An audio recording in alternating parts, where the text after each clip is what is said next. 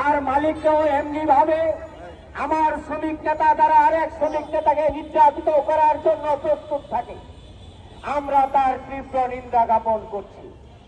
আপনারা জানেন, বাংলাদেশের শিল্প সেক্টরে যত শ্রমিকরা শ্রম বিক্রি করেছে, শ্রম আইন 2006 বাস্তবায়ন থেকে শুরু করে আজকে 2026 পর্যন্ত আমরা ন্যায় সঙ্গত অধিকার থেকে বঞ্চিত। বন্ধুরা আমার, বিভিন্ন সময় বিভিন্ন ফ্যাক্টরিতে শ্রমিকদের অধিকার নিয়ে কথা বলতে গেলে আমাদের মতো নামদারি কিছু শ্রমিক নেতারা সেদিন মালিকদের ন্যায়ভিত্তি হয়ে আমাদের উপরে স্টিম রুলার চালায়।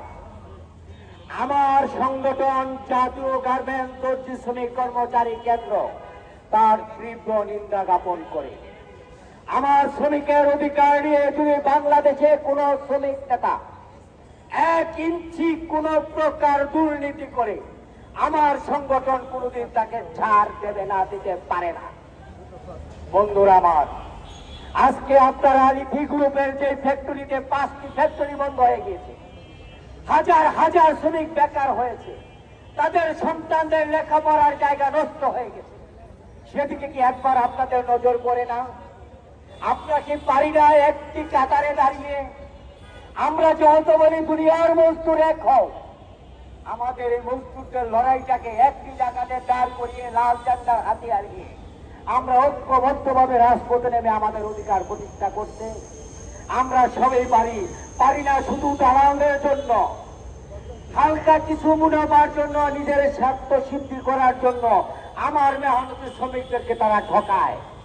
আমি আপনাদের কাছে উদ্যোক্ত আহ্বান রাখবো, বাংলাদেশে কোনো দালাল সংগঠন থাকবে না, থাকতে পারে না। আমার শ্রমিক ন্যায্য শ্রম দেয়, তার অধিকার থেকে বঞ্চিত করে কোনো মালিক বেনিফিশিয়ারি হতে পারে না। যতদিন না পর্যন্ত আমরা আমাদের ঐক্যের জায়গায় একমত না হব, আমরা কখনোই শ্রম আইনকে বাস্তবায়ন করতে পারবো না, শ্রমিকের অধিকারকে ফিরিয়ে দিতে পারবো না।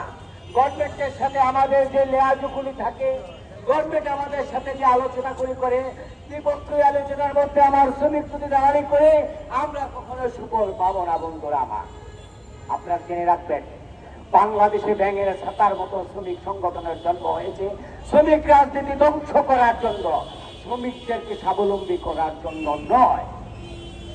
আমি আশা করব আজকের এই প্রেস কনফারেন্সের মধ্য দিয়ে আজকে অঞ্চল ভিত্তিক যে ফ্যাক্টরিগুলিতে নৈরাজ্যতা সৃষ্টি করছে তাদের বিরুদ্ধে ঐক্যবদ্ধ আন্দোলন করুন। মালিকের বিরুদ্ধে আন্দোলন করে আমরা সুফল পাবো না যতদিন না পর্যন্ত আমরা দালাল নিষ্পত্তি করতে